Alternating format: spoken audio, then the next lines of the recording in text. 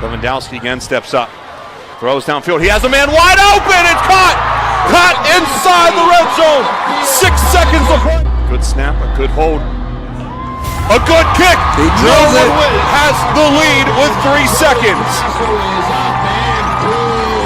He drills it. Live from our Seton Hill University studios, this is Westmoreland on the Gridiron on the Westmoreland Sports Network. Here's your host, Sean Meyers. And welcome back to another edition of Westmoreland on the Gridiron, each and every Wednesday, 7 p.m. right here on the Westmoreland Sports Network. Sean Meyers, Dan Flickinger here from Seton Hill University. And Flick, another big show to get to here tonight. We'll have all the scores and top performers from week one of the WPIAL season, the always popular Plays of the Week segment, which is now on our YouTube channel. Yeah. You've condensed it, hopefully going viral each and every week with that. We'll have a couple of good interviews. Dave Brozeski, the head coach for the Norwin Knights, after his team scored a very impressive last-second victory. Also, Drake Clayton of Greater Latrobe, who was on the wrong end of that outcome against the Knights. We'll also look ahead at all the games for week two of the WPIAL season. But first, I think there's some pretty big takeaways from this past week. Again, it's called week one. It's a little confusing because there's a week zero. So for the vast majority of teams, it's now 2 weeks that they've played actual games, starting to get an idea of maybe who some of the better teams are, which teams might struggle. I think we know who one of the better teams in 2A will be, the Ligonier Valley Rams. To me, this was probably the most impressive victory that a Westmoreland County team had. They knocked off Elizabeth Forward, and for those who don't remember, EF played for a WPIAL championship just a year ago in 3A. Ligonier Valley, a 2A school, goes on the road, wins 26-14. Second year in the district, and it looks like they are much, much better. Roger Beidel has to be awfully happy. Yeah, you mentioned the biggest win by a Westmoreland County team of the week. I would agree with that. I mean, you look at Ligonier Valley has beaten now 2 schools that are bigger than them. Elizabeth Forward coming back as one of the top teams in 3A. You beat Indiana as well in week 0. In 4A, and I thought there was a little extra juice after that win because when you look at it, a bigger school, maybe kind of a local flavor there, Ligonier beating Indiana, but this week topped that by far, Sean. I mean, what a great job by Ligonier Valley. This is a game that, you know, will it matter down the road? I don't know. It's not a conference game for playoff seeding maybe, but let's put that on the back burner and talk about how much confidence these kids have to have after knocking off Elizabeth Forward. And, you know, the second year that Ligonier Valley's in the Whippeal, but the first full season, you know, that the Rams are in the WPIAL after, of course, COVID kind of cut the season short a little bit last year for everybody. You know, this is a game that can kind of springboard them forward, a signature WPIAL win for Ligonier Valley this week, and really everybody stepped up in a way to do it. Hayden Siraki had a huge game for Ligonier Valley, 4 total touchdowns. A kid that maybe not many have heard of before, Jacob Hay, had 3 sacks on the defensive line. Roger Beidel had a lot to say about him after the game. And our boy Ryan Harbert coming out for football for the first time in a while. We talked about him a few times, was all over the place on defense, making a ton of solo tackles. And the Rams wasted little time. They scored on their first offensive play. That's a recurring theme around Westmoreland County, as we'll get into in just a little bit. But a great start for Ligonier Valley. They are now 2-0, and you have to wonder, maybe they're becoming one of the favorites in their entire class. Now, Sarah Catholic's in their conference. That's a really good team as well. Probably not ahead of them yet, but you have to wonder if they maybe not only will make the playoffs, but maybe could make a run here in 2021. Another team that I think is trying to do the same thing, which is get to the playoffs and win a playoff game or two, is the Mount Pleasant area Vikings. They've been in the postseason the last couple of years. I think they look even better. They've been dominant twice this season, and they're not going against smaller opponents. They're going against other 3A schools. They left no doubt in a 63-14 victory at Derry area. Now, that's a Trojans team that is struggling, but the Vikings, with their running attack and a new quarterback in Tyler Reese, who adds another threat, I think that they have looked very, very good so far. Over 100 points combined. Yeah, I'm on the Mount Pleasant bandwagon. I think I mentioned that even last week. And, you know, you look at this Mount Pleasant team and who they played against. Is Burrell down? Yeah. They had some injuries. Is Derry down this year? Yeah. But I think the bottom line is when you look at those two games, the Vikings took care of business. They did what they were supposed to do, which is a great thing. I mean, they have Labuda, who can run the football, Alexon, who can run the football, Reese, who is a mobile quarterback, and he's a dual threat guy at that position. And Mount Pleasant has the numbers too, Sean, and they've always had them, really. I mean, they've always had a lot of numbers in terms of their roster size. I'm really interested to see how the Vikings will play this week against Greensburg-Salem. It should be a tough challenge for them, a team that is a school that is higher than them in classification. But when they get into conference play, I don't see any reason why they can't at least finish in second place right now and see what happens when they go up against North Catholic. I'm really, really impressed. I'm really interested to see how this Vikings team will really perform this year. Yeah, and it's a team that, again, they've been in the playoffs. You go back to about a decade ago when I first started covering high school football, they were not just a playoff team, but they were a team that had a chance to contend for titles. I think they want to at least get back to that, where it's not just happy to make the postseason, but to take that next step. I think this might be a year for it. We already saw Elizabeth Forward lost. Maybe the Warriors down a little bit. That could certainly help Mount Pleasant area. I think an interesting point, too, Sean, when you talk about the teams that Mount Pleasant had in the past, not too long ago when Bo Ruffner was there, they were really good, as you mentioned. They were winning conference championships, but they get to the playoffs and they would lose. That was before, I think, we expanded to 6 classifications, right. So it thinned it out a little bit. Yeah, I remember them going against Aliquippa a couple times in the playoffs. And that's tough. not a matchup that anybody wants, no matter really what class you're in, as we've seen. But I think that will help Mount Pleasant when they get – we'll see, but they should get to the postseason. Yeah, absolutely. Well, we mentioned Aliquippa, and no one wants to run into them in the postseason. They're now in 4A, but a team that has title aspirations in 4A is the Bell Vernon Area Leopards. They were the only team that did not play a Week 0 game. They opted for a second scrimmage. Didn't seem to hurt them too much. Very impressive victory, 49-14 against Chartiers Valley in their first official game. Bell Vernon area is a team that, again, I think that they have all the pieces in place to contend with Aliquippa, to contend with Thomas Jefferson.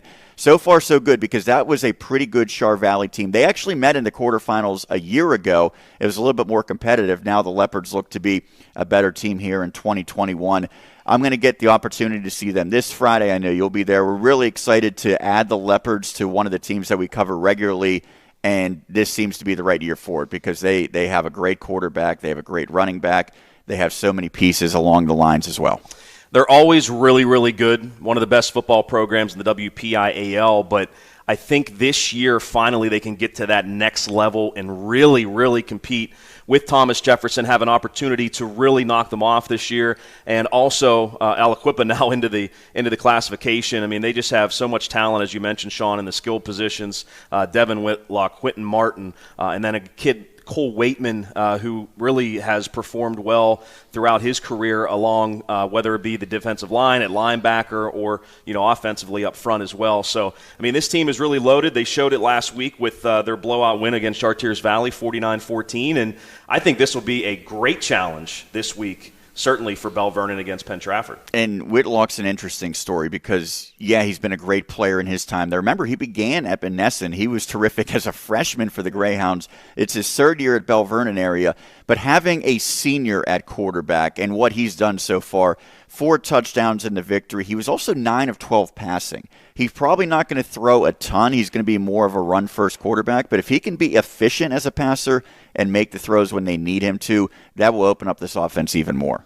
Yeah, I think so. When you have a dual-threat guy like that, and not just any old dual-threat guy, Devin Whitlock is legit. D1 prospect. D1 dual-threat quarterback. It's really hard to scheme against, and I'm sure John Ruane and his coaching staff right now, are having some headaches trying to scheme against Devin Whitlock. But I think PT will be up for the challenge, and I think it should be a great game Friday. Yeah, that's one that we'll get into a little bit more when we preview the Week 2 matchups. But you talk about coaches having headaches. Unfortunately, that's the case with Roy Hall and Jeanette. And I know we mostly focus on the positive things going on, but to me, this is one of the biggest stories in the WPIAL. Not that the Jayhawks are 0-2, because we thought that could potentially be the case. They went against pretty good teams in East Allegheny and now Stowe Rocks, but the way it happened, they lost 82-0. That is almost unbelievable, and I don't think there is a single person in the entire state of Pennsylvania that would have believed that 5 months ago. Worst loss in program history. By far, I think. And it's just as you mentioned, Sean, it's almost as if a nightmare. I mean, could you imagine after Jeanette won a Whitfield championship the way that they did, Mercy rolling Clairton, and then you get to a state championship, you come one drive away from potentially winning that. If Birch is healthy, you probably do win it, even though Roberto Smith Jr. did a nice job, stepping in at quarterback. Could you imagine, like, after that, the day after, you go under a rock, right? Or you hibernate for a while, and you come out the next football season in this week, and you go, wait, what? Jeanette lost 82-0 with all those guys Must that they be have backwards, coming back. right? What's they going? beat everyone 82-0. Someone screwed up when they were reporting that score. It's really not funny. It's sad. It really is. Man, I just feel for the Jeanette community. I feel for Roy Hall, who's a fantastic guy, and just what they're going through. And let's be honest, Sean. These teams that Jeanette are going to be playing this year are used to Jeanette taking it to them. And now they're trying to get redemption against the Jayhawks. Yeah, so I think that certainly applies to East Allegheny. Stowe Rocks and Jeanette have had some really good matchups, very competitive matchups in past years, and now it's the Vikings absolutely rolled. And it's not going to get any easier because Jeanette has to go on the road to play Ligonier Valley, who we already said is playing some great football. Yeah. So maybe there's some Eastern Conference matchups where Jeanette will do a lot better. And Roy Hall said that after the game. But I think there's a little bit of concern, at least for me. What shape are they going to be in when they get to conference play? Yeah, and that's what, the other sad part about this, too, is had everyone come back and everyone that is supposed to be playing at Jeanette would be playing at Jeanette, obviously it'd be a much different start, but you'd have some good games. I mean, could you imagine us previewing Jeanette and Ligonier Valley right now if Jeanette had all their guys? I mean, I think that would be a fantastic game and a lot of hype for a game this week because I think Jeanette and Ligonier Valley should have played a long time ago against one another. I think that'd be a great, especially now that they're in the WPIAL, and it's great that they're playing, but now, you look at Jeanette and it's just not the same Jeanette team. And I think almost every single year there's about maybe 8 to 10 teams that you can pencil in that they're going to be a great team, not just with one class, but through the decades. Jeanette would be one of them. You would think Aliquippa, you think Thomas Jefferson, you think Pittsburgh Central Catholic. You just never see teams like that have seasons like this. And it's a little concerning because, again, they have to make it through this year. Roy Hall likely moving on. What does the future hold for a team that doesn't have great numbers? You hope that, the younger players with this program will stick around and start building something new, but the rest of this year is going to be tough. Well, and I think that's a concern for new athletic director Adrian Batts, right? I mean, he has to be able to make sure these kids are able to stick together because – And he'll have some issues with the basketball team, I would think, as well. This year. And like you mentioned, the hope is that maybe this is a 1 or 2 year thing for Jeanette and these young kids will come up and be stars and be Jeanette of old. But, you have to be concerned, or these kids going to say, well, look how bad the football team is doing now. We want to go somewhere else. Again, if all those kids stay, I think Jeanette can get back to where they were. But, if you have more kids defecting in the future because of how poor they're playing this year, then there's a real concern. Yeah, because a lot of these, maybe 10-year-olds go to the varsity football games and they see Jeanette winning and competing for championships and they say, I want to be part of that. Well, the 10-year-olds that go to the games this season aren't seeing that. So you wonder down the road, but hopefully it is a one-year aberration. We will see, but for now it does seem like for the wrong reasons it will be a historic season for Jeanette. And we've seen Jeanette reload, right? So if the kids stay in the district, I would imagine I remember them. will be back. I remember them missing the playoffs. They lost to Greensburg Central Catholic. I want to say maybe 2014. Yeah. They were in 2A, dropped down to 1A, and pretty quickly they got back to being a dominant team, and they've been dominant all the way up until this season. So you hope it's something like that. But nonetheless, it's almost unbelievable what's happening with the Jayhawks this season. Those are the biggest stories that I had from week 1 of the regular season. We'll take a break, but when we come back, we'll run down the rest of the Westmoreland County scores. We'll also look at the top performers around Westmoreland County, the top passers, rushers, and receivers. Also still to come, the plays of the week. Dave Brozeski from Norwin and Dre Clayton from Greater Latrobe with our interviews as well as a week 2 preview. That's all to come as we continue right here on Westmoreland on the Gridiron on the Westmoreland Sports Network. This is how far we'll go to treat heart, lung, and vascular disease. 15 millimeters. At Excella Health, we believe less can be more.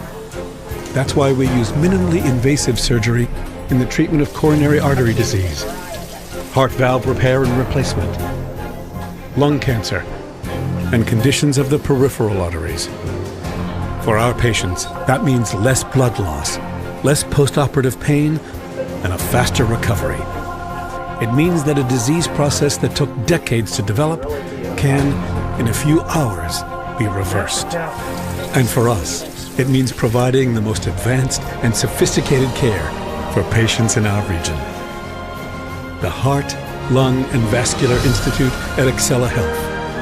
Expert care here.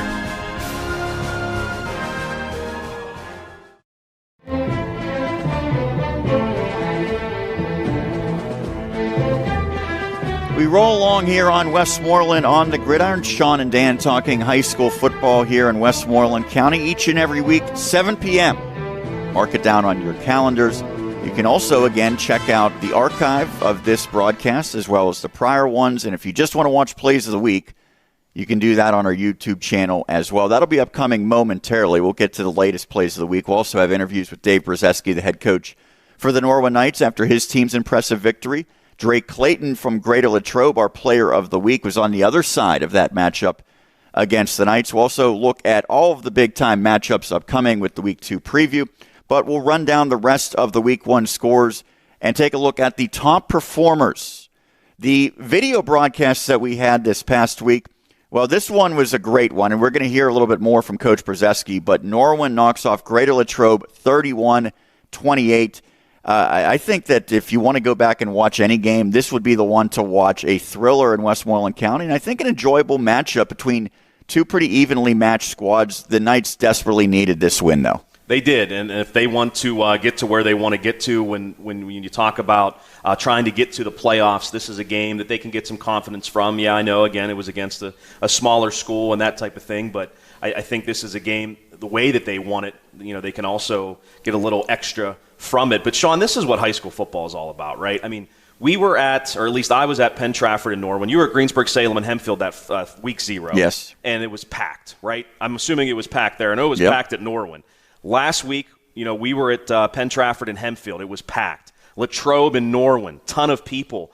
No matter how the game goes, I think that the fact that these schools can now play these local rivalries and get the stadium rocking and get this atmosphere going, I think that's huge, and I think that's what high school football is all about. And then to have a game go down to the wire like it did, it looked like it was going to go to overtime, and Lewandowski hits a big pass play, and the Joey Castle, who we have talked about already many times as a kicker and punter. Yeah, we knew when we did that season preview, that's a guy that you highlight because he can make the difference in a close game, and it turned out to be exactly the case. So that's a big one for Norwin, and you'll hear when I talk to Coach Brozeski, maybe a step towards them becoming a more competitive team because they're going to have to do it gradually. They're not going to suddenly become a 6A title contender. They need to win games like this to get to that next level.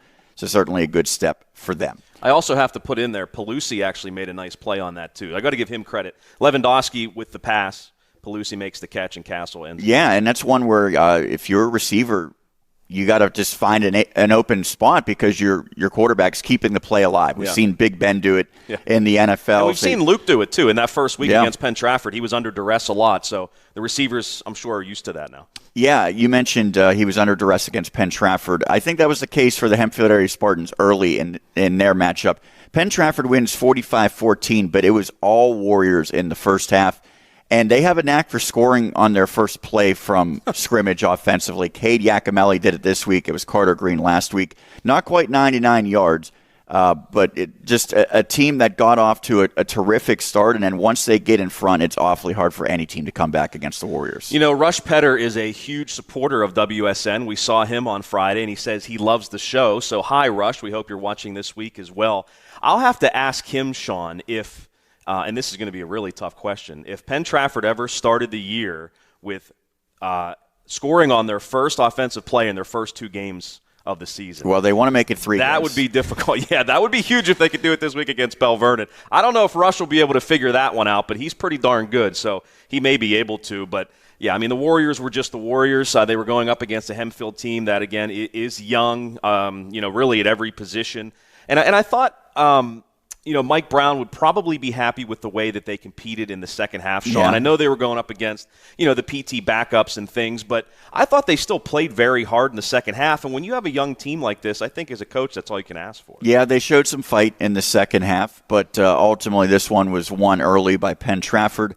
The Warriors now 2-0, and with Gateway's loss, maybe have an argument for being the best team in 5A. Remember, Pine Richland. Some rankings they moved up. Pine Richland lost as well, so they are not going to catch anyone by surprise this season. You can go back and watch Norwin and Greater Latrobe. You can go back and watch Penn Trafford and Hempfield area. The other game that we had on video, we mentioned it before, Mount Pleasant steamrolling Dairy area, 63-14. Things are looking a little bleak right now for the Trojans. They fall to 0-2. Mount Pleasant now 2-0 on the campaign.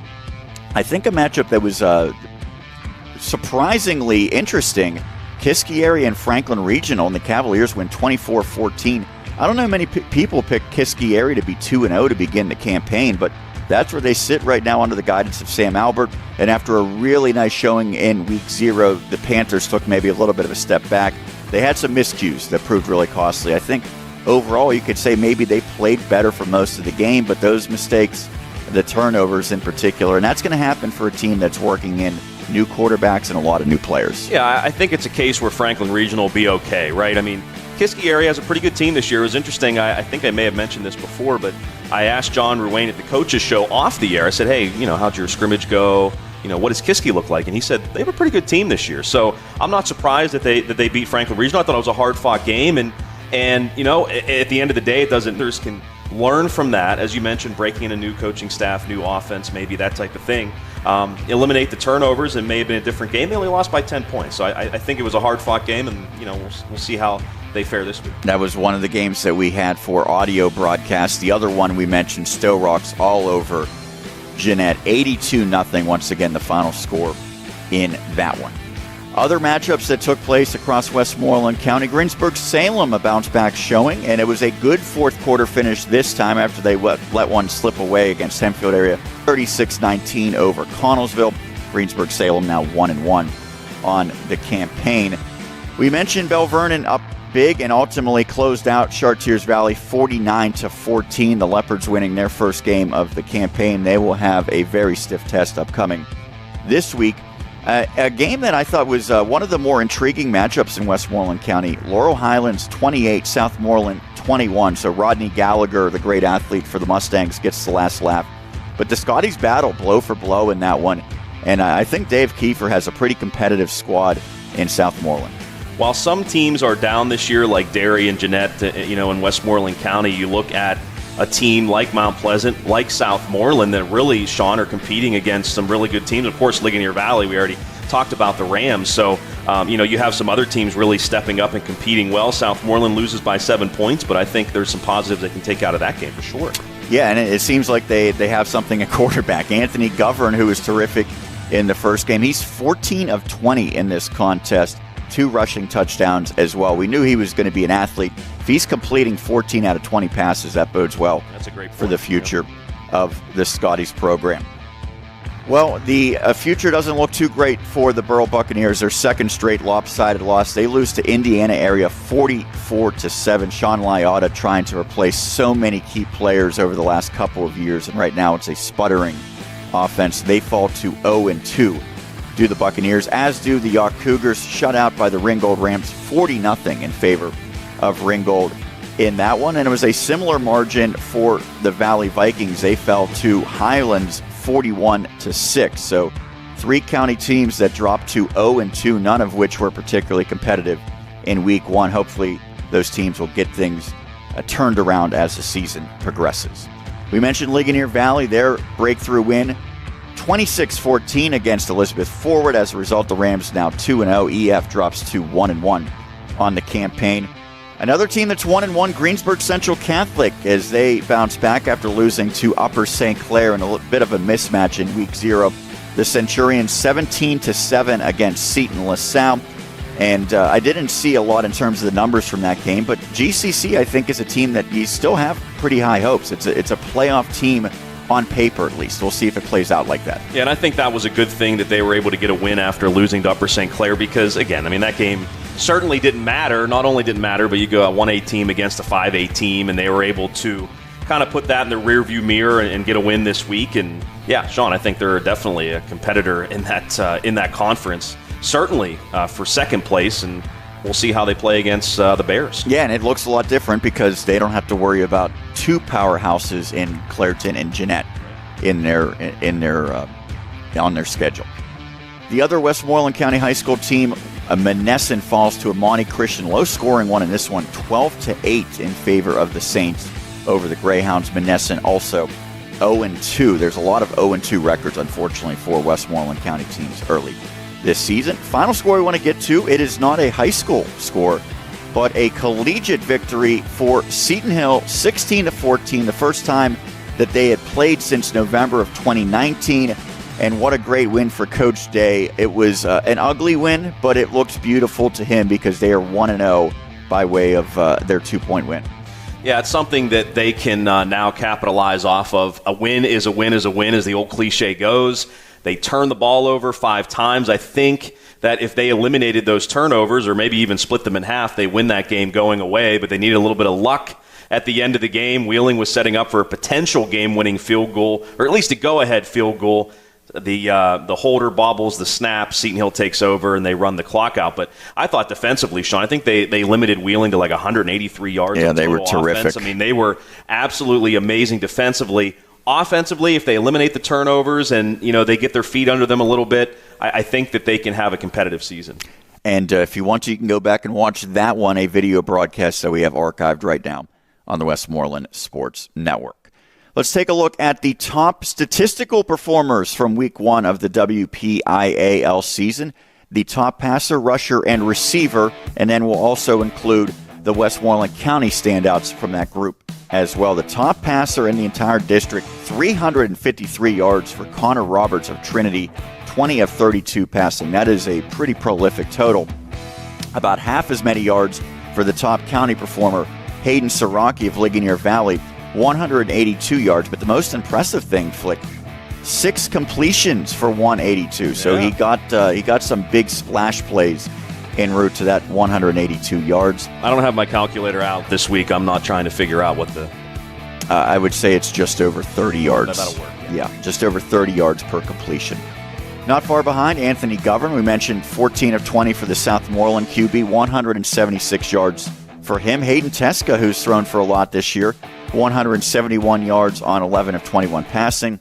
Jake Phillips of Hempfield area, 13 of 27, 166 yards in the loss.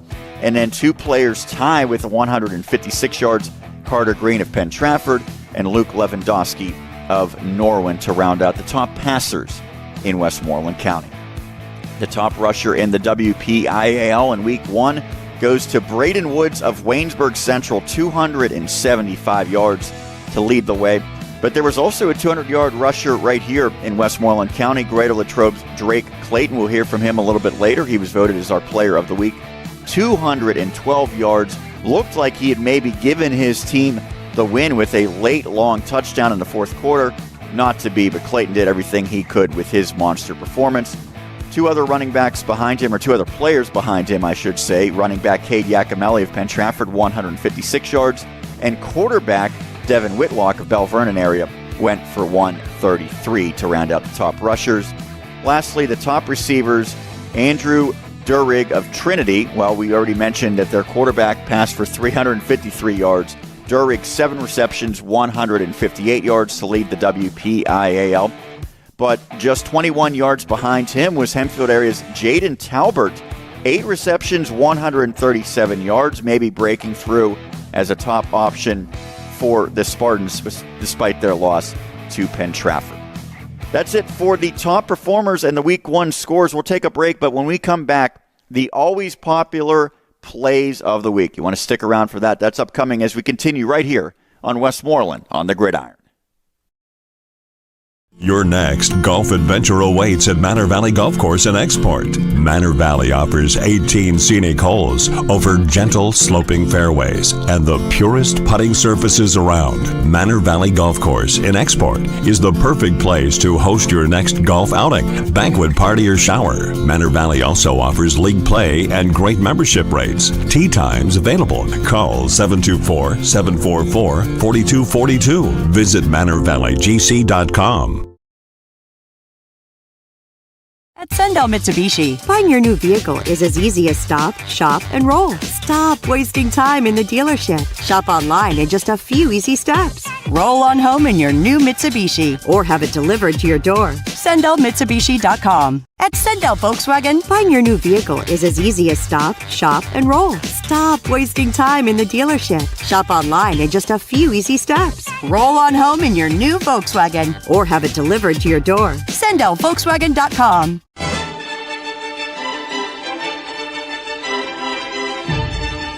Welcome back to Westmoreland on the Gridiron, each and every Wednesday, 7 p.m. right here on the Westmoreland Sports Network. Thank you so much for tuning in, whether it be live or archived. Sean Meyers, Dan Flickinger here at Seton Hill University. We have plenty more to come. A couple of interviews. Dave Brozeski, the head coach for the Norwin Knights after his team's victory. Drake Clayton, our player of the week for Greater Latrobe. We'll also take a look at all of the matchups in Week 2 of the WPIAL football season. But now it is the most anticipated segment each and every week. Flick, it is time for Plays of the Week. It is time, baby. Let's roll. All right, and I know Jonathan Whaley will be tuning in to this segment in particular. We will start with a couple of plays from the same game. We'll begin with Greater Latrobe. The Wildcats look to be in position to knock off Norwin thanks to a long fourth-quarter run by Drake Clayton that put 28-21. Dave Franzak and Tim McCabe have that call.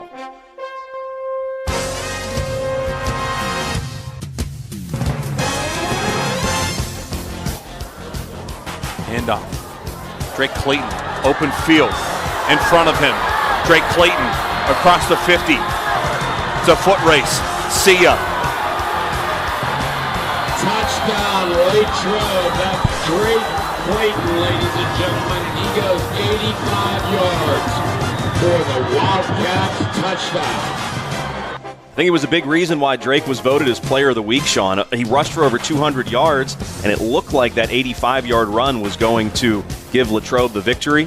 Didn't quite happen, but it was still a big play in the game. Yeah, it was, and they were going without their starting quarterback at that point. Bobby Fetter went out in the first half, so Greater Latrobe still finding some offense. They had to rely a little bit more on Clayton. He did everything in his power, but as you will hear, it wasn't quite enough, as it was the Knights who finished on top thanks to an incredible sequence in the final seconds. First, quarterback Luke Lewandowski showed his ability to extend the play. Anthony Perillo was the beneficiary. Then that connection set the stage for kicker Joey Castle to be the hero. Dave and Tim detail the closing moments. It looks like they're only going to bring 3, maybe an outside linebacker. Here he comes. Lewandowski again steps up. Throws downfield. He has a man wide open. It's caught. Caught inside the red zone. 6 seconds to play, and Norwin's inside the Norwin Teacher Shredder Credit Union red zone. Student accounts are available at Norwin High School. Savor the savings. Ball is spotted inside the 5-yard line with 6 seconds to play. Tim, do you just go for the field goal? I would just go for a field goal. I don't think there's enough time to run a play. Number 10. And they are going to trot out, it looks like. Good snap, a good hold. A good kick! He drills it. Has the lead with 3 seconds. He drills it. What a great finish for Norwin's first victory of the 2021 campaign. You'll hear all about it in my interview with head coach Dave Brozeski. Hey, Castle in the well, it's not the Castle. It's close to the Castle. You know right? what? When I talked to Jason Maruco, he did call it the Castle. Still call it the Castle? Yeah, all right, that's called it that. Now, he's a Greater Latrobe coach, so he might be a little off on the terminology. But it's close He enough. did call it the Castle when I talked to him last week. I don't know if we have a nickname for Penn Trafford's Warrior Stadium yet, but if anyone has any suggestions, feel free to chime in. It seems like they're going to have a lot to cheer about. It's funny you say chime, though, because we heard the bell a lot last week. We certainly did, and I think we'll be hearing it a lot all season long.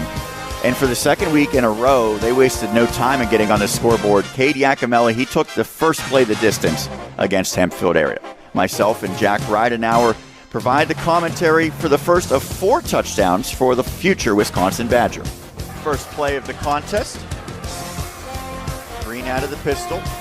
Hands it off to Yacomelli, and look at this start. There goes Cade Yacomelli. 65 yards. The Wisconsin commit finds the end zone. Wow, oh wow, Sean. Back-to-back weeks. First offensive play for Penn Trafford, and they're able to just go right down the field and score. Unbelievable. Huge lane on that far side of the field. Cade Yacomelli doing what he's done best all year long in the early year that we've got so far, and taking that right down the field for a quick 6. I know Paul Grist is getting ready for a big matchup against Penn State tomorrow at noon, but if he's tuning in right now, has to be happy to see his future player take it the distance as the extra point is up. That kick is good, courtesy of Nate Schlesinger. Well, Cade certainly made a case for him to win Player of the Week. He was one of our nominees this week, but man, you know, you look at that play, Sean, and you say, man, is he a great athlete? But the one thing that maybe some people don't notice is the hole that he ran through. Oh, he noticed. The offensive line just does a great job, and you're right about that because Cade always gives a ton of credit to the guys up front. I think I read something that he scored 4 touchdowns and was only tackled 1 time. Maybe touched 1 time. In the game. Yeah. So just incredible that the show that he put on and the Warriors as a whole did. Our last high school play of Plays of the Week took place with Mount Pleasant as the Vikings, they were nearly unstoppable in the first half against Derry area, especially running back Aaron Alexson, who showed his finishing strength as he gave the Vikings a 2-score lead in the opening quarter. Chris Smith and Bob Lisinski captioned that powerful run. We're going to send him in motion. It's going to be a handoff to him. He's going to step up inside and looking as he bounces his way into the end zone. Drop that 2-ton boom on somebody. And Alexson, his second touchdown here of this evening. Going to make it 20-8, the Vikings. So extra point to ensue. Alex is going to catch his breath very quick after that little 15-yard run into the end zone, and he's going to be the placeholder. Does it all, does that kid? Yes, he does. Well, I'll tell you what, you know, the Vikings, their touchdown drives have been 65, 62, and 76 yards. You know, so they've just been marching it up and down the field, and I think they've only had one pass. Aaron Alexson lowering the boom, looking like vintage Adrian Peterson. Chris Berman was on the call. Yeah, like Mike Allstott used to do. Absolutely. Yeah, well, yeah, technically they do kind of have fullbacks and halfbacks and everything in that offense. So, yeah, he can certainly lower the shoulder, as Alexson showed right there. Our final play for Plays of the Week will be at the collegiate level and Seton Hill, as they was playing for the first time since November 2019. They had a dramatic win against Wheeling. And while the Griffins' defense shined, the offense provided just 1 touchdown. However, it was spectacular, albeit a little controversial, as Michael Alardo caught a short pass, and then he did the rest. Myself and TJ DeStefano are on the call. Runs rolling. Low throw. Oh, Alardo makes the catch. Wow. Unbelievable. He's still on his feet. Michael Alardo, a spectacular 43-yard touchdown.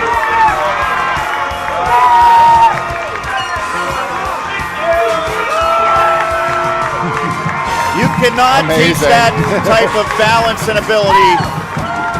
We'll have to see that one again, but if Alardo was able to stay on his feet without touching the turf, that's about as good as you'll ever see.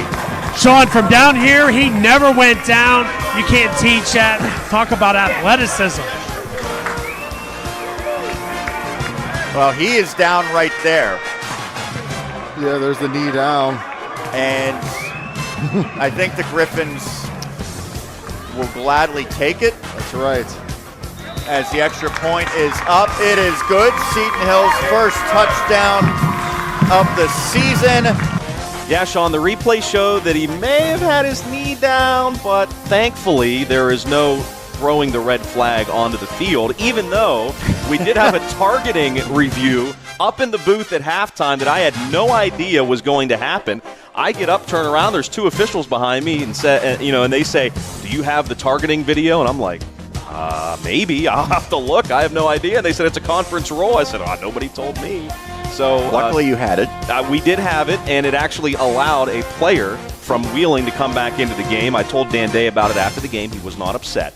He actually said that they won, so yeah, if they wouldn't have won and that kid would have scored a touchdown or something, maybe he would have been. But no, it was a fun night certainly at Offutt Field. I know it wasn't the prettiest game, but the Griffins, hey, they'll take all the wins that they can certainly get to kind of get this momentum going. Absolutely, and I would be remiss if I did not note that we did not feature JW this week, but I know that he's tuning in. No.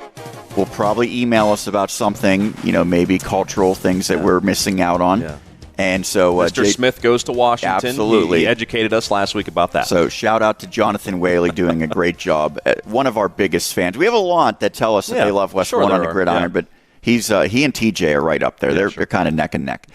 That'll do it for this edition of Plays of the Week. We'll take a break, but when we come back and continue here on Westmoreland on the Gridiron, I had the opportunity to talk to the longtime head coach for the Norwin Knights, Dave Brozeski, after his team's thrilling victory. That's upcoming as we roll along right here on the Westmoreland Sports Network.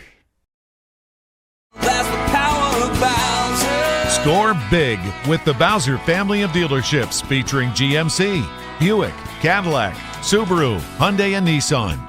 Looking for a new car, truck, or SUV? Visit powerofbowser.com 24 hours a day, 7 days a week to find your perfect vehicle. Get the absolute best price and the best car buying experience anywhere. It's the power of the Bowser family of dealerships. Route 51 South on top of the hill.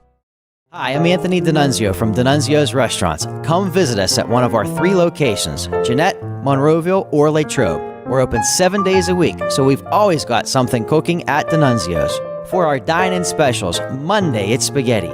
It's raviolis on Tuesday, lasagna on Wednesday, and on Thursday it's chicken parmesan or chicken romano. Visit us online at D'Annunzio'sRestaurant.com. You can also follow us on Facebook, Instagram, and Twitter.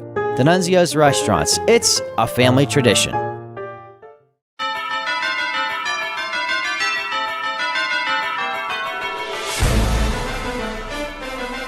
We continue here on Westmoreland on the Gridiron each and every Wednesday at 7 p.m. I'm Sean Meyers, now joined by the head coach for the Norwin Knights, Dave Brozeski. His team on the heels of a thrilling 31-28 victory against Greater Latrobe last week. Coach, congratulations. When your team went down by a touchdown with about 4 minutes left, what did you see from your squad that allowed them to come back and score this exciting victory? I saw perseverance. I saw the fact that the guys didn't blink in the face of adversity to me, and I saw them, having the mindset to say, hey, okay, next play, let's go out to make the next play and continue to build off of that. And we were able to respond, be able to tie that score up at 28, and then get a stop defensively the next series. We ended up, I believe it was 31 or 37 seconds, somewhere in there, when we had the ball, and we were able to execute and able to get the game-winning field goal with about three seconds left in the game. Getting a win in any fashion has to be a great feeling, but I would think for a head coach to see a team execute not just a 2-minute drill, but as you said, about a 30-second drill to get those final points. Is that something that you've really stressed throughout practice and saw that they had the potential to execute? Yeah, I mean, like I said, getting a win in any week is difficult. It takes a lot of things to go the right way for you to get a W. And that being said, with that situation, like you said, with a little more than 30 seconds left, every week we always do situations where we work on different situations in our practices and everything. And 2-minute drill, obviously, we always have a certain amount of time on the 2-minute clock, if you will. I can honestly say we haven't really set up 31 seconds or 37 seconds before, but we've set up situations we have to hurry. Do we have a timeout left? We don't have a timeout left or whatever. And I was very proud of how the players responded and executed and just took it one play at a time. that was those are some very positive signs that we saw and things that we're going to build on. We'll get to your kicker, Joey Castle, in just a minute, but I think that the quarterback, Luke Lewandowski, deserves a lot of credit. In particular, that 36-yard pass where he kept the play alive instead of stepping out of bounds to stop the clock. A real heads-up play from a first-year starter. He has contributed as a passer. He's been very good as a runner as well. What has allowed him to be so successful so far? I think the number one thing is his preparation. Luke is taken the mindset that he was going to earn the starting quarterback position from day one, and we have an open challenge, an open competition all the time. But he definitely was the front runner and was a person that just totally took control of that position. He's a leader of our team. He's one of our captains. And even though he doesn't have a lot of the experience under the games, like you were saying, he's able to make some plays so far this year that really shows some of his preparation he has. And like you said, that play where he was able to keep his head up and find Anthony, behind the secondary, take us down to, I think it was like the 5 or 4 yard line or whatever it was. That was big time because Luke is very athletic and he can make plays with his feet. And he just the play prior to that, he was extending the play, keeping his eyes downfield. Nothing was there, and he took the 7 or 8 yard gain. That ended up leading to giving us the opportunity to go to the next play and make that big play for putting us in position for the end of the game.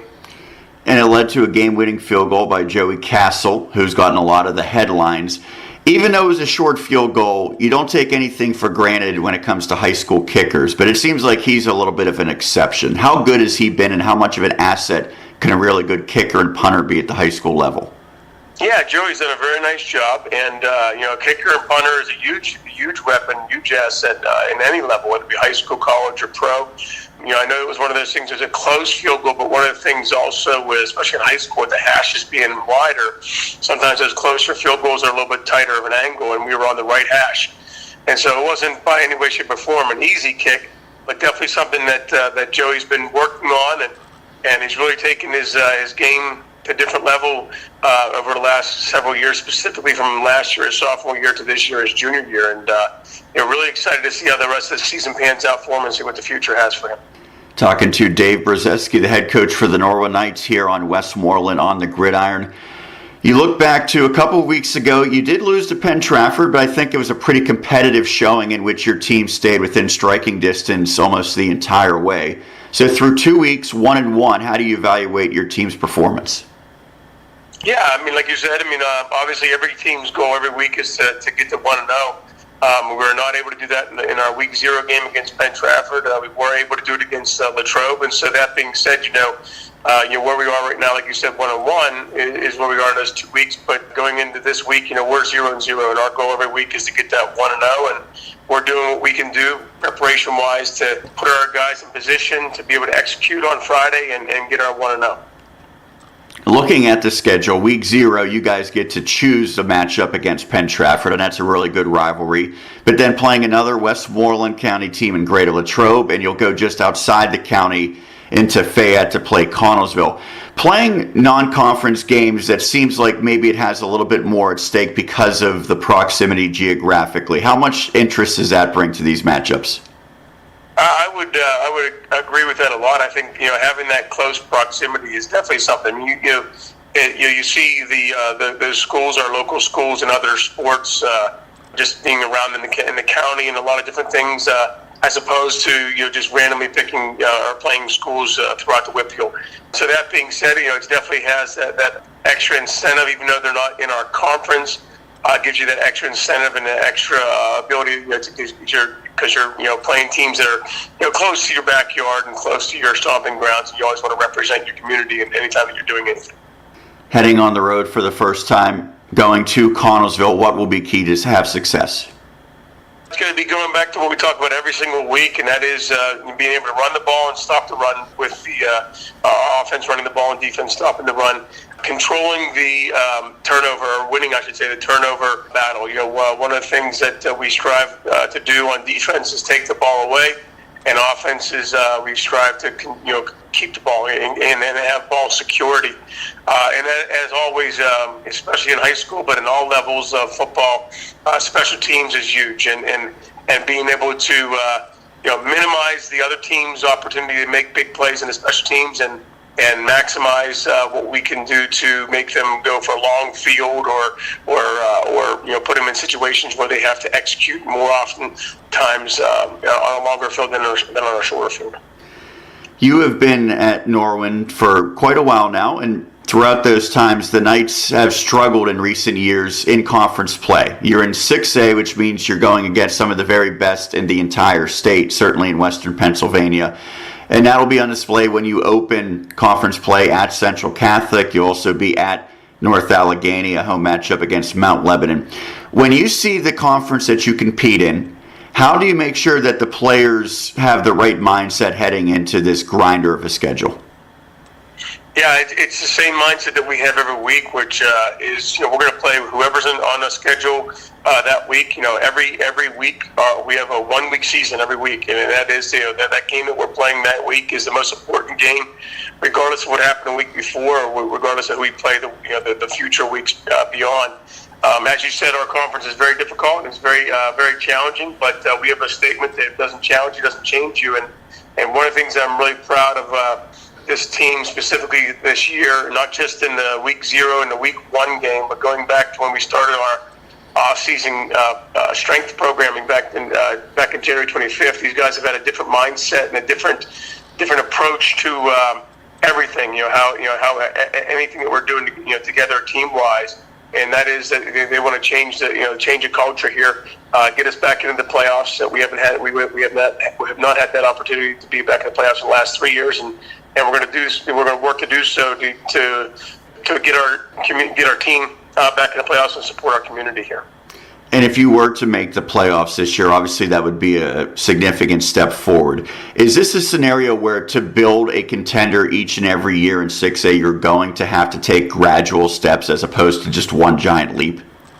Oh, there's no doubt. I mean, I think it's like anything else with high school sports. No team is the same any year because you have different players, obviously, and just different skill sets that go attributed to that, let alone who you're playing and what they have and everything. So it's always a process, and it's one of those things that you have to build off of the successes that you have and learn from the failures that you have gone through as well. And that's why having that opportunity to get that W at the very end of the game last week against Latrobe was critical, because not just to get the W, but also learn how to finish the games and learn how to take each and every single play as its own life and stack those on top of each other to get the W for the week.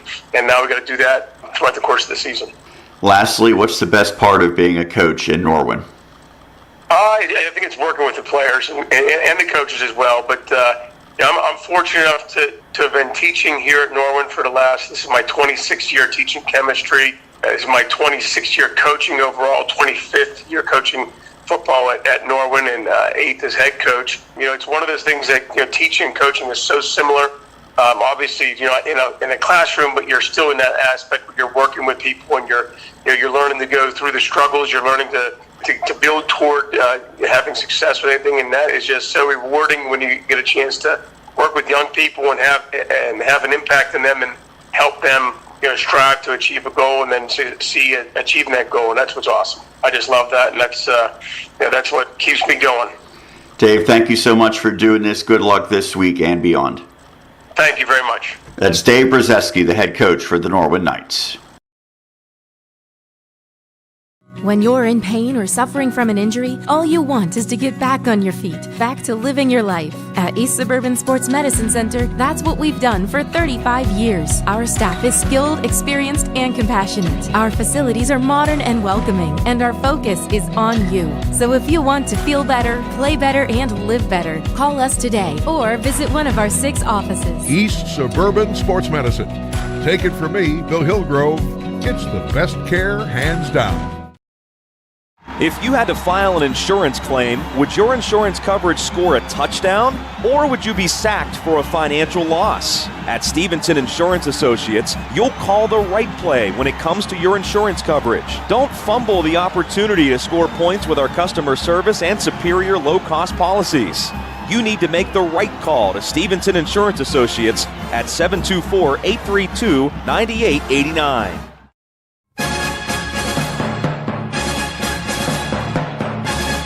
Welcome back to Westmoreland on the Gridiron. We give a special thanks to Dave Brozeski of the Norwin Knights.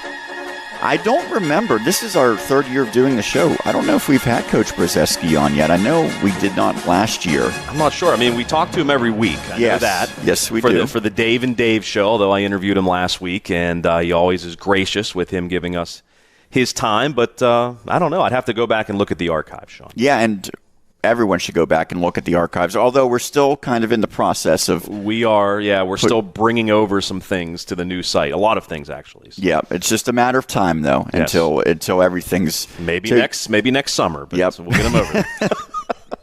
Well, from one interview to another, we're going to hear from Drake Clayton from Greater Latrobe momentarily. He was on the other end of that matchup between Norwin and Greater Latrobe, but he had an outstanding performance. He's the player of the week in a week in which there was a lot of quality candidates. Yeah, there really were.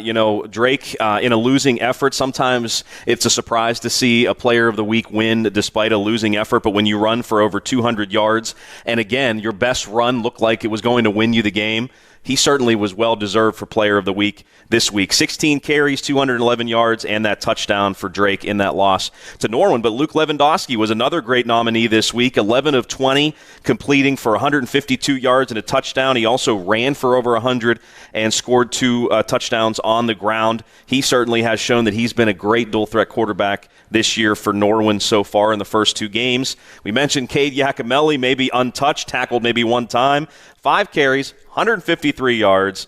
He also had a receiving touchdown as well to go along with 3 rushing touchdowns. We mentioned Hayden Siraki, the quarterback for the Ligonier Valley Rams. 6 of 12 passing, 184 yards, a touchdown. Also rushed for 2 touchdowns. And then, of course, Devin Whitlock for Bell Vernon, completing 9 of 12 for 128 yards and 4 touchdowns. So, again, we nominate these standout student athletes every single week. You can only win once a year. So those other names, other than Drake, that you're hearing, they're going to have many opportunities later in the year to get a win for Player of the Week, and we had over 2,000 votes. And I have to mention, Drake Clayton had 777 votes. And we're at Seton Hill. Our great friend, Sports Information Director Jason Green, is here. He's somewhere around us right now. He's a big-time casino guy. So he got the 777, Sean. That's good luck for Drake Clayton. I have a feeling he's going to have another big week this week. Yeah, and I went and looked at your tweet when you put the candidates up, and one thing I was curious is all of the quote tweets with people, and it seemed like Lewandowski and Yakimelli were getting a lot of support there. So it just speaks to, spread the word. Yes. Get people. Share. Yeah, you can vote once a day. Yeah, not just voting yourself, but getting another 10, 15, 20 people to vote, because that's how things really add up. So congrats to Drake Clayton. I thought maybe it would be Lewandowski with the support he was getting and what looked to be a breakout game, but it was the player that he went against in Drake Clayton, who ultimately will have our interview for Player of the Week with Dan Flickinger. That's coming up after this break. When we come back, though, we will also look ahead to Week 2 of the WPIAL football season. That's right here, Westmoreland on the Gridiron. At Sundell Mitsubishi, buying your new vehicle is as easy as stop, shop, and roll. Stop wasting time in the dealership. Shop online in just a few easy steps. Roll on home in your new Mitsubishi or have it delivered to your door. SundellMitsubishi.com. At Sundell Volkswagen, buying your new vehicle is as easy as stop, shop, and roll. Stop wasting time in the dealership. Shop online in just a few easy steps. Roll on home in your new Volkswagen or have it delivered to your door. SundellVolkswagen.com. Stay up to date on the latest happenings in Westmoreland County sports in our Westmoreland Sports Notebook every Monday on WestmorelandSports.com. We take a look back at the week that was in Westmoreland County sports with any news you may have missed during the week, like updates for high school football, soccer, and volleyball, area coaching changes, individual accomplishments, and so much more. Grab some coffee and start your week with our Westmoreland Sports Notebook every Monday this fall on westmorelandsports.com. Drake Clayton, open field, in front of him. Drake Clayton across the 50. It's a foot race. See ya. Welcome back to Westmoreland on the Gridiron on the Westmoreland Sports Network. And you heard from Coach Dave Brozeski of the Norwin Knights. And now we're going to talk with a guy that went up against the Norwin Knights last week. He is Drake Clayton, our Week 1 Westmoreland Sports Network Player of the Week.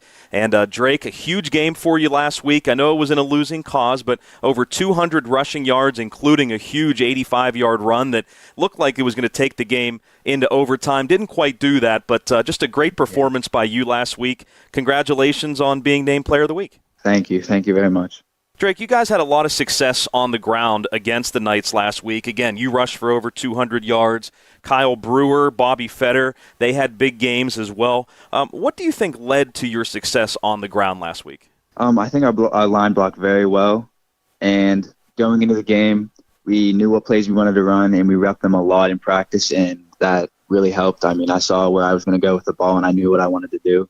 And I think that helped a lot with my success on the ground and theirs.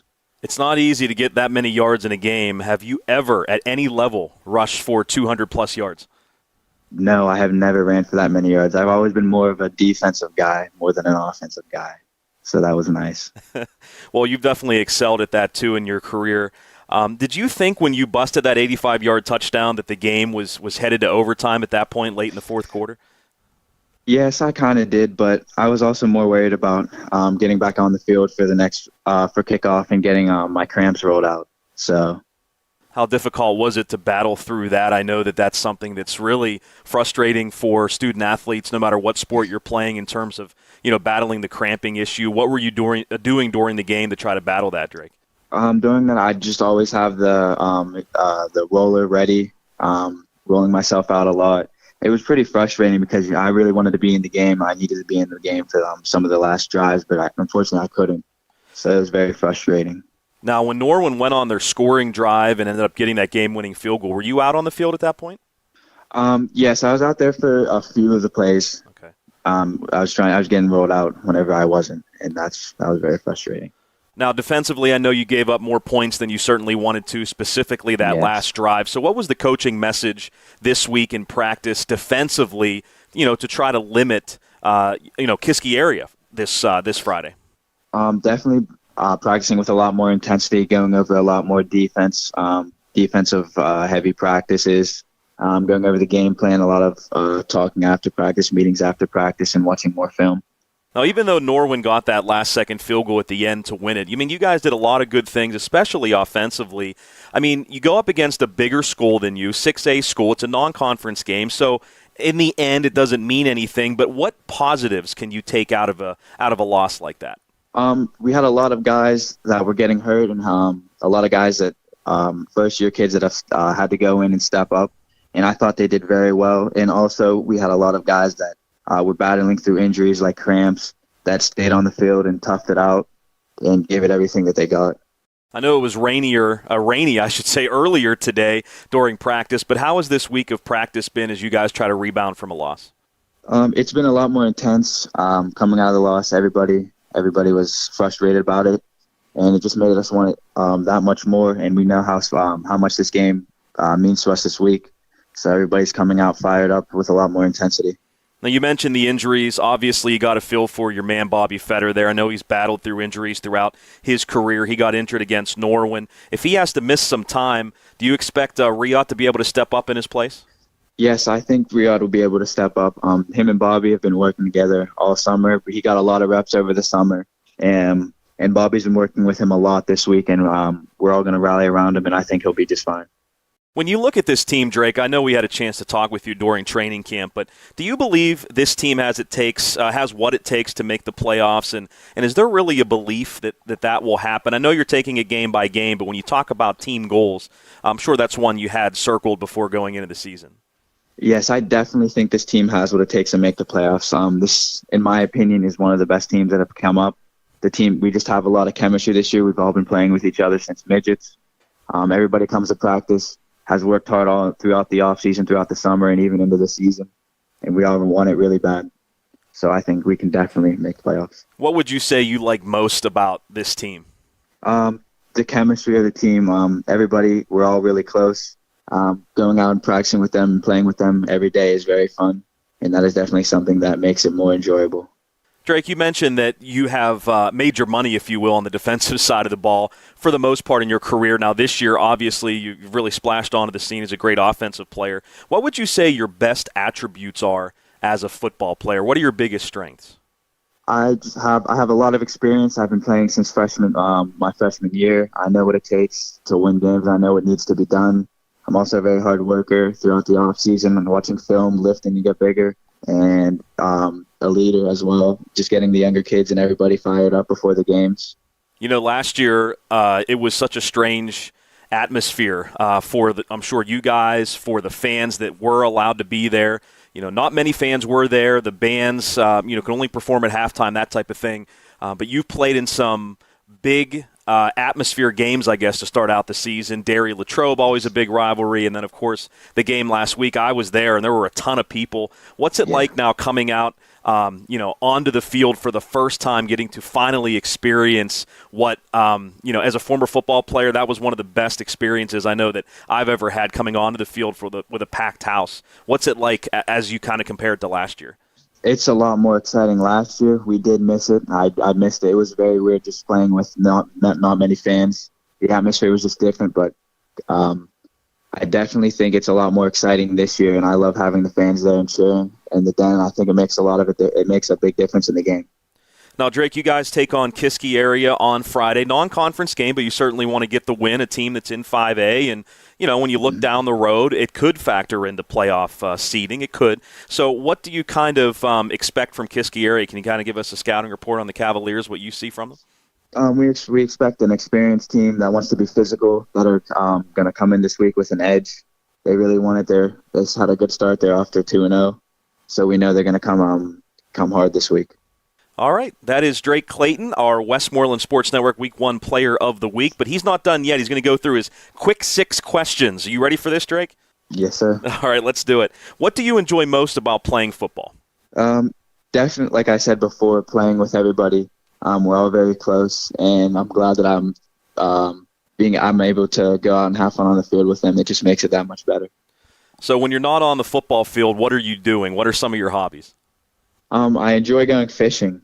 On the weekends, me and my family always go out fishing, and I also like spending time with my friends, going mini golfing, to the driving range, just hanging out. Very cool. Do you have a secret fishing spot you can let everybody know about, or is it a secret?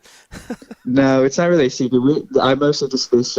It's down in Salzburg. It's Conemaugh. It's called Altman's Run. Okay. Yeah, I'm definitely aware of that. So what's the biggest fish you ever caught? Took a trip up to Raystown Lake a couple years ago, and we caught some big stripers. Stripers, yeah, that's a huge place for stripers. My parents actually have a camp up at Raystown, so I'm very familiar with Raystown as well. We got to hook up, man, and go get some fishing done together, I think. I know. Let me know whenever. Who was your favorite professional athlete? Marshawn Lynch. I just like the way he runs the ball. He's a very physical runner. He always his yards after contact, he always falls forward, and that's what I try and model my game after. How about your favorite sports movie? Probably it has to be The Blind Side. That's a good one for sure. How about your favorite pizza topping? What would that be? Are you kind of crazy at all, like with pineapple or just straight pepperoni? No, what do you like? I'm pretty basic. I just like straight pepperoni and bacon on my pizza. I like bacon as well. If you could meet one celebrity, past or present, it could be an athlete, could just be a celebrity, who would that person be? It would definitely be Lil Uzi Vert. We listen to his music before the games. He gets us pumped up, and he's my favorite artist. And finally, Drake, we leave everybody with this question. Who's had the biggest impact or influence on you in your life, would you say? Definitely my parents. They're always here for me. They always inspire me to do better. I know I can always count on them, even in midgets, whenever my dad used to coach me. he always pushed me to be better and pushed me to be the best person I could. Drake, thank you so much for doing this. You're a great speaker. We really enjoy talking with you, whether it be off the air or on the air. And good luck the rest of the season. I'm sure we'll see the Wildcats competing for a playoff spot. Yes, sir. Thank you very much. Thank you for having me. Absolutely. That is senior Drake Clayton of the Greater Latrobe Wildcats. We'll be back with Westmoreland on the Gridiron as we take a look at those Week 2 matchups right after this.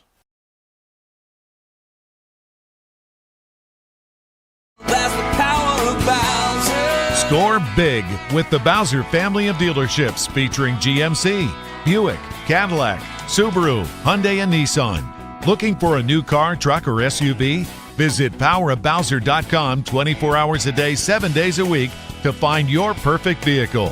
Get the absolute best price and the best car buying experience anywhere. It's the power of the Bowser family of dealerships. Route 51 South on top of the hill.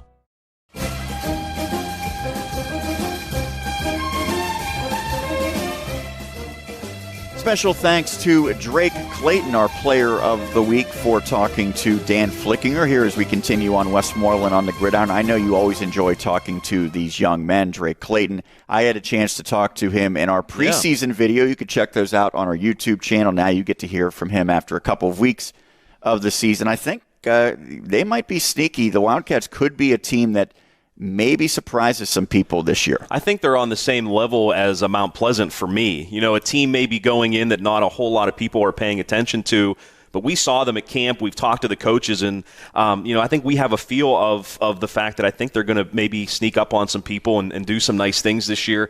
You know, you heard from Drake Clayton talking about a number of different things and kind of, taking some positives from this loss to Norwin. You go up against a bigger school.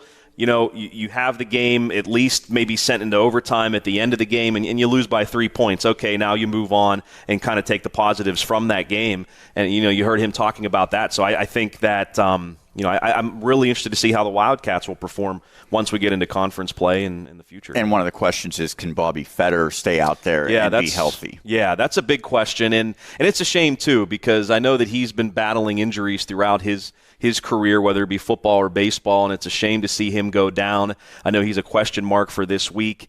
The fact that, they're still in non-conference, I would imagine, Sean, that, Bobby probably won't play, but, we'll see. Yeah, absolutely. Well, you mentioned playing this week. Let's now look at the Week 2 matchups here in Westmoreland County, a number of which will be broadcast on WSN. We'll begin with our video broadcasts. Before we get into all these, credit the WPIAL, because a couple years ago there was the debate. Would they keep the conferences? Would they go to like a geographically favorable one? And I actually thought that it made a lot of sense to do the geographic-based one. They didn't, but what they've done is the non-conference has that local flavor. And we saw that last week.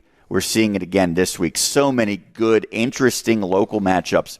And we have a bevy of them. And again, the crowd sizes, too, Sean. Yeah, the crowd sizes. There's just a ton of people that come to these games with less travel, which is good any year, but particularly this year.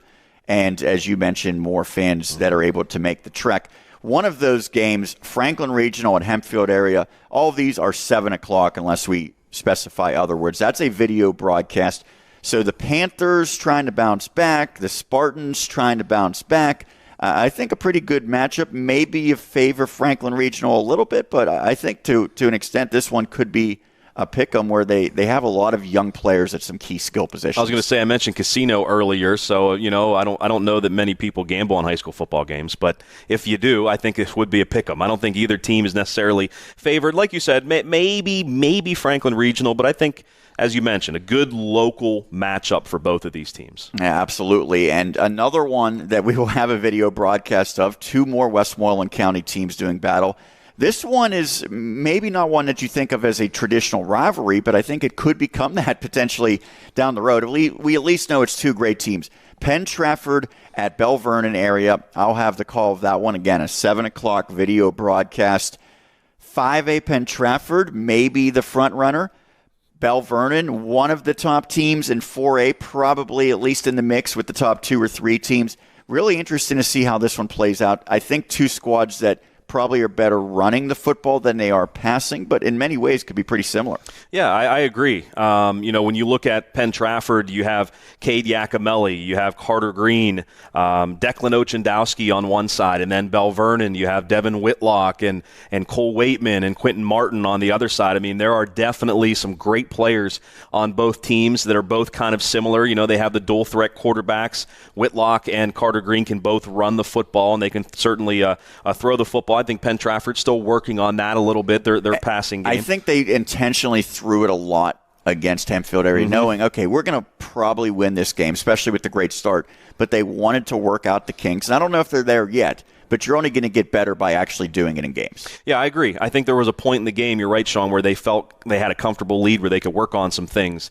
And I think they did that last week. But, you look at this matchup against Bell Vernon, I think it's a great matchup. It's a matchup that when you look down the road, and I know it's not a conference game, but, if Penn Trafford or Bell Vernon are fighting for one of those top seeds in the postseason, whether it be 1 or 2 in their classification, the WPIL committee could look at this game and say, okay, well, Penn Trafford beat Bell Vernon. That was a big win. Or if BVA can beat Penn Trafford, that may be the tiebreaker that kind of moves them up in seeding. So it could have some meaning down the road. But even putting that aside, I think both of these programs are prideful programs, prideful communities.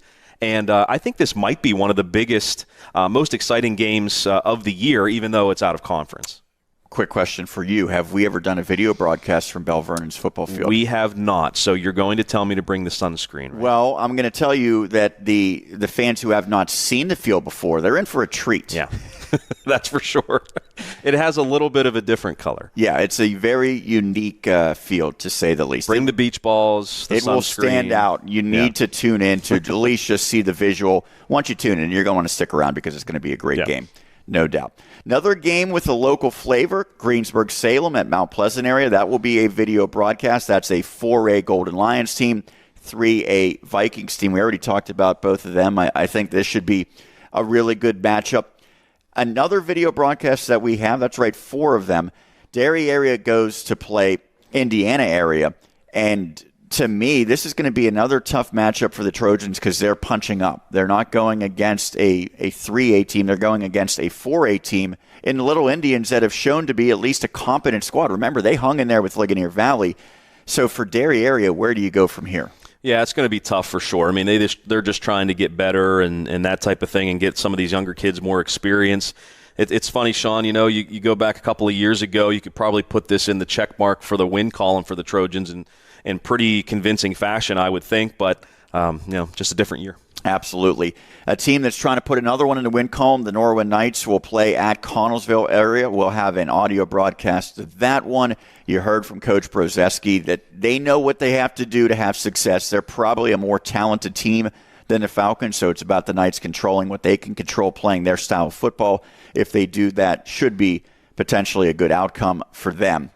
Another all Westmoreland County matchup, we'll have the audio broadcast of this, Jeanette at Ligonier Valley.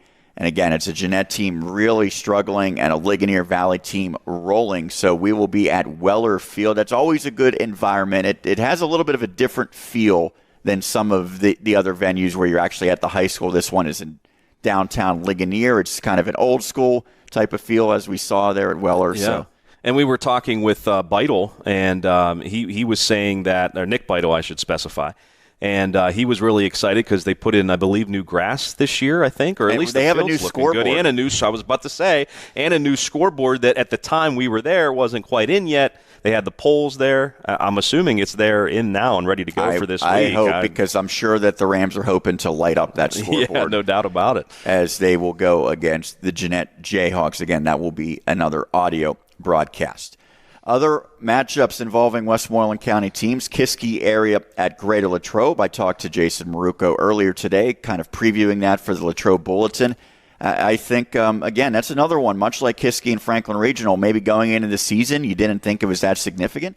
I think two teams that have playoff aspirations, the Wildcats and the Cavaliers, this could go a long way to building momentum once they enter the conference slate. Yeah, I agree. This is another interesting game. I think it'll be a good matchup for both teams. And I know we've seen a number of lopsided games and blowouts to begin the year, but we've seen some good games too. And again, another Westmoreland County game with a couple of local teams before we jump into conference play. Yeah, Brock Wilkins, really good running back for the Kiski area Cavaliers. And by the way, 5A, I think most people say that's probably the deepest, most competitive conference or classification, I should say, in the entire WPIAL. We always pay attention because it's certainly well represented with Westmoreland County teams, but that should be a good one between those two squads who are not in the same conference, for those wondering. A Thursday night matchup for the Southmoreland Scotties. They will travel to Cumple Stadium to play against Perry Traditional Academy. That has to be interesting to kind of change how you prepare for a game to play on a Thursday. Now, we just saw Seton Hill do it, but for high school players, very, very rare. I remember probably maybe about 8 years ago, it seemed like maybe the WPIL was trying to have like a Thursday game of the week, and I think it was like a television broadcast. It was on television, I remember. That's gone away. This is taking place because Perry's a City League school, and they play their games on Thursdays or Friday afternoons sometimes. So they don't play at the traditional time. So. Yeah, I think it was Root Sports, Sean, wasn't it? Well, now they're AT&T, but I think it was Root Sports doing a game of the week, and they played on Thursday. Jeanette and GCC, I think, playing Franklin one time. Regional. I remember the one year Franklin Regional played on Thursday, and it was interesting because the Penguins were also playing on Thursday, so they couldn't air the game live. So we videoed the game, and we aired it live on the internet. So the only way people could watch it was through WSN because Root Sports couldn't play it until after the Penguin game was over. But yeah, I remember those days when they'd play those Thursday games. And I think when you look at the comparison, like if you start the season like Seton Hill did with a Thursday game, I don't think it's that big of a deal. But when you play the Thursday game like in week 2 or after you've already played a few games, it is a little bit strange to get used to. And I mentioned Wellerfield being a very interesting kind of throwback. Cumple Stadium is really enjoyable. I've been down there a lot. Always enjoy doing games. It is legitimately right in the heart of Pittsburgh's South Side. If you get a chance, if you're a Scotties fan, I know it's a hike, but I'd recommend going down there to Couples to see Perry Traditional Academy. And head to Fatheads after. I'll give them a plug. Why not? Absolutely. I haven't been there for a while. Other games in Westmoreland County, Trinity at Yonk as the Cougars look to right the ship. They're off to a tough start, as are the Borough Buccaneers. They will play at Highlands. Valley at Shady Side Academy. Do you remember the nickname for Shady Side Academy now? I know it's not no longer the Indians. Wildcats. Bulldogs, that's it. Yep, the Shady Side Academy Bulldogs welcoming Valley. Greensburg Central Catholic at Apollo Ridge. Apollo Ridge was a really, really good team a year ago. I think that they've taken a pretty significant step back. If GCC can go on the road and win that one at Owens Field in Apollo, I think that would be a pretty significant win. And by the way, I didn't mention it before, have to congratulate Marco Thomas getting his first win. Not as a head coach, but at GCC. Obviously, he won at Connellsville previously, but he got his first one against Seton LaSalle. So a feather in his cap. Final high school game, Charleroi at Monessen. But that's not all. We have a pair of college games taking place involving Westmoreland County schools. Bloomsburg at Seton Hill Saturday, 6 o'clock. We'll have the video broadcast. That's going to be a trend, the evening or night games for the Griffins this year at home. Yeah, there are a number of evening games at Offutt. Typically, what they like to do, and I know Chris Snyder, the athletic director at Seton Hill, likes to actually have those games earlier, whether it be a noon or 1 o'clock start. I like that. I can see a lot better during the daytime, so I prefer that. Yeah, right. Well, plus, those. Well, the 6 o'clock start, 7 o'clock aren't bad, but for those that have been at Offutt when the sun sets, it is brutal on the press box side. I mean, it is just, it gives you a headache. I learned that last Thursday. Yeah. So it's a little bit rough, but they do play some evening games this year. Typically, the homecoming game really was one of the only evening games they played, but this year they're going under the lights at Offutt a lot. And they will try to get their second win, which would match their entire 2019 season and would eclipse their 2018 win total. And Bloomsburg did lose last week. I don't know how good the team they lost to is. Stone Hill, I believe it was. I think that's who it was. So I don't know. But they do come in 0-1. Seton Hill's 1-0. So. And I know it's early, but there's a feel that this could be a much better year for Seton Hill. We'll see. If they can get to 2-0, that would be very, very significant. Trying to get to 1-0, opening their season, the St. Vincent College Bearcats. They will be at Bluffton. University. Yeah. Unfamiliar. Not Bluffton, but Bluffton. No, and that would be a Saturday 1:30 start time. So they will look to get their season underway. They did not play a traditional 2020 campaign. They played the abbreviated spring season, and I think it was 4, maybe 5 games. So they're back in action for the second time in about 5 months. I was listening to, we'll give TJ another plug here as begrudgingly as I want to. But he was, Aaron Smetanka, the head coach for St. Vincent, was on his show last weekend, and I believe he said that they went 2-2 in the spring, so they did pick up a couple of wins. I know, again, it didn't ultimately matter, but they still got that winning taste in their mouth, and now they get to open the season on somewhat of a long road trip. I think it's in Ohio, Bluffton is, and it's something like 4 or 5 hours away. So yeah, well, it's a more enjoyable trip back if you have the victory. Got that W. Yep, yeah. Absolutely. Flick, anything else that you wanted to add? No, I just want to thank everybody certainly for tuning in the first couple of weeks. It's always a great responsibility for us to be able to provide these broadcasts, especially at the beginning of the season, for those of you that aren't familiar with us, that maybe are learning about WSN for the first time. We want to give you that great experience. Again, we got a new website for those that don't know, westmorelandsports.com. We've been really pumping that up. You can read news stories. You can get scores not only from football games but soccer. Featured videos on the front page. We're mobile friendly now, so the whole 9 yards. And again, we're going to continue adding to it with rosters and schedules coming up in the future. And we actually also started a new feature on our YouTube channel, so don't forget to subscribe. We're actually going to feature a game of the week with highlights from that game, and of course last week's game of the week, Norwin and Latrobe. So you can have like a condensed version of the game if you don't want to go back and watch the whole thing. That's about 4 to 5 minutes. You can go back and check the highlights out from Dave Franzak and Tim McCabe. So that's pretty cool. So again, we're looking forward to the games here in week number 2 of the season. Yes, Mr. Meyers. Yeah, absolutely. I'm looking forward to it. I'm going to be at Bell Vernon area. That's one of the great games that we'll have also on Friday. You can read about all the games as we have the high school football preview for week 2 of the season. But for now, we will call it a night. We'll catch you next week. Remember, each and every Wednesday, 7 p.m. right here on the Westmoreland Sports Network. Catch us then for Westmoreland on the Gridiron. For now, signing off, my partner Dan, Sean, we'll catch you next week.